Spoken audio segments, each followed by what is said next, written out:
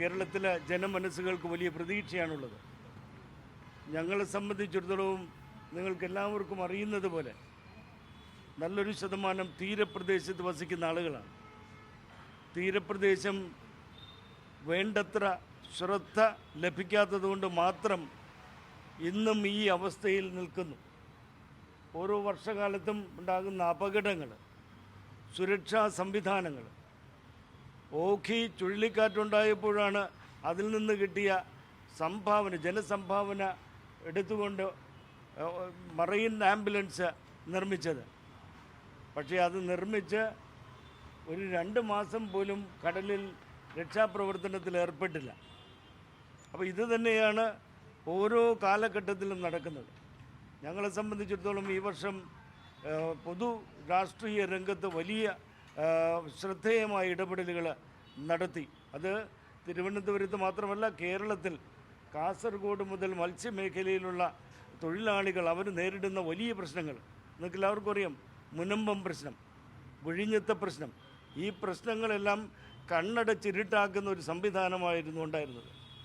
നമുക്കിപ്പോൾ പോയി നോക്കിയാൽ ശംഖുമുഖത്ത് കടൽ തീരമില്ല. ഈ കഴിഞ്ഞ ദിവസവും ഒരു കുട്ടി കടലിൽ മരിച്ചു. ഈ വിഴിഞ്ഞം പോർട്ട് വന്നതിന് ശേഷം കടലിൻ്റെ സ്ഥിതിയിൽ വലിയ മാറ്റം വന്നു, കടലിൻ്റെ ഒഴുക്കിൽ മാറ്റം വന്നു.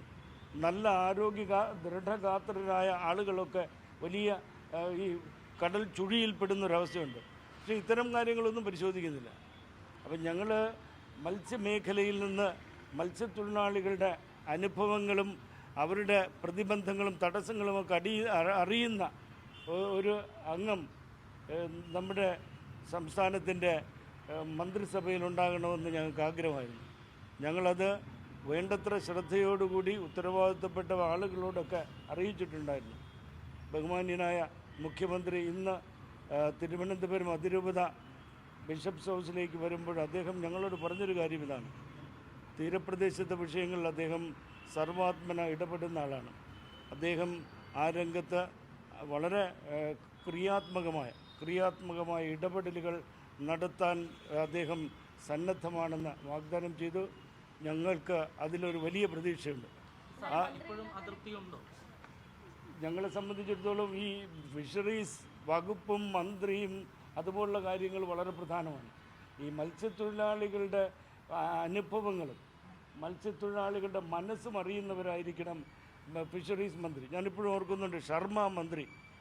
അദ്ദേഹം മത്സ്യത്തൊഴിലാളികളുടെ കാര്യങ്ങൾ ഇടപെടുമ്പോൾ ഈ ഉദ്യോഗസ്ഥന്മാരെയൊക്കെ വിളിച്ചു പറയുന്നത് സർക്കാരിൻ്റെ തീരുമാനമാണ്, ഈ മത്സ്യത്തൊഴിലാളികളോട് പുറംതിരിഞ്ഞു നിൽക്കുന്ന ഒരു സമീപനം സ്വീകരിക്കരുത്. അപ്പോൾ അത്തരം ഒരു മനസ്സ് ഉദ്യോഗസ്ഥരിലും പൊതുസമൂഹത്തിലും ഭരണ സംവിധാനത്തിലും സൃഷ്ടിക്കാനുള്ള ഒരു ശ്രമമുണ്ടാകണം. അത് അദ്ദേഹത്തിൻ്റെ പ്രത്യേകമായ ശ്രദ്ധയോടുകൂടി ഈ രംഗത്ത് ഇടപെടലുകൾ നടത്തുകയും പ്രശ്നങ്ങൾ പരിഹരിക്കാനുള്ള വളരെ ക്രിയാത്മകമായ നടപടികളുണ്ടാകുമെന്ന് അദ്ദേഹം വാഗ്ദാനം ചെയ്തു.